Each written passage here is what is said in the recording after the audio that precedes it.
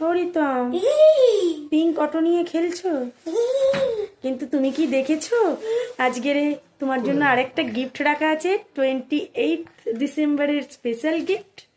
দেখো দেখো পিছনে বক্স আছে তো, দেখছো না তো? নিয়ে এসো বক্সটা, নিয়ে এসো, খুলে দেখো। দেখো তো কি আছে। হুম, না খুললে দেখবে কি করে?